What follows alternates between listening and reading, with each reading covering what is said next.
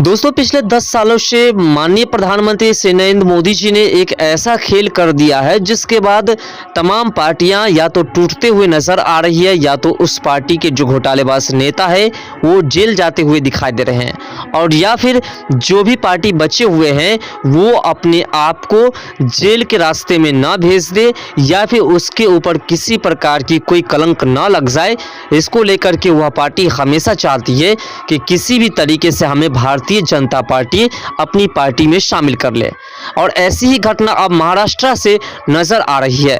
महाराष्ट्र में शरद पवार ने सीएम शिंदे और डिप्टी सीएम फडणवीस को आमंत्रण भेजा है। आमंत्रण भेजने की क्या वजह है और क्यों आमंत्रण भेजा गया है? क्या इस आमंत्रण के भेजने से यह स्पष्ट हो रहा है कि शरद पवार भारतीय जनता पार्टी में शामिल होना चाहता है या फिर क्या है मामला? विस्तार से समझने का प्रयास करेंगे। सबसे पहले समझिए कि राष्ट्रवादी कांग्रेस पार्टी शरद पवार के अध्यक्ष शरद पवार ने महाराष्ट्र के मुख्यमंत्री एकनाथ शिंदे और उप मुख्यमंत्री देवेंद्र फडणवीस और अजित पवार को 2 मार्च को बारामती के उनके दौरे में अपने आवास पर भोजन के लिए आमंत्रित किया है।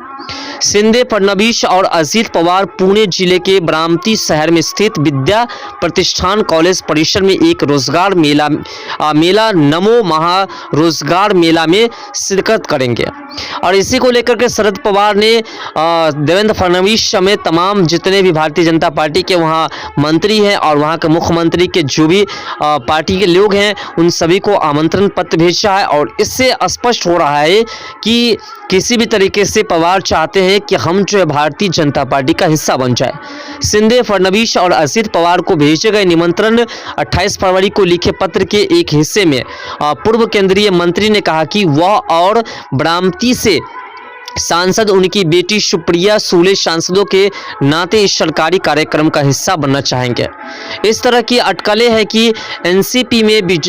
विभाजन के बाद अजित पवार लोकसभा चुनाव में बारामती संसदीय क्षेत्र से उम्मीदवार पर विचार कर रहे हैं जहां से उनकी चचेरी बहन सूले सांसद हैं। शिंदे को लिखे पत्र में राज्यसभा सदस्य ने कहा कि विद्या प्रतिष्ठान के अध्यक्ष के रूप में उन्हें शैक्षणिक संस्थान के परिसर में मुख्यमंत्री का स्वागत करने में खुशी होगी।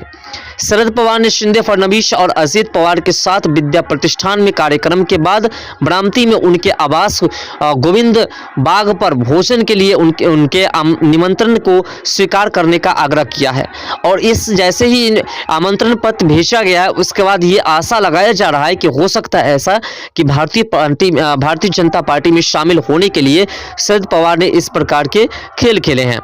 हो सकता है जिस प्रकार से भारतीय जनता पार्टी में कई ऐसे विधायक और सांसद है जो कांग्रेस पार्टी के भी है और आरजेडी के भी है और कई पार्टी के नेता है जिन्होंने भारतीय जनता पार्टी को अपना लिया है और ऐसे होते हुए देखते हुए ये स्पष्ट हो रहा है कि आने वाले समय में और देश के ऐसी कई पार्टियां हैं जो पूरी तरह से खत्म हो जाएंगे और उसमें कांग्रेस पार्टी भी शामिल हो सकती है। कांग्रेस पार्टी के सिर्फ राहुल गांधी और सोनिया गांधी जैसे कुछ नेता उसमें रह जाएंगे, बाकी सभी के सभी नेता हो सकते हैं तो भारतीय जनता पार्टी को जो है उसमें शामिल हो सकते हैं।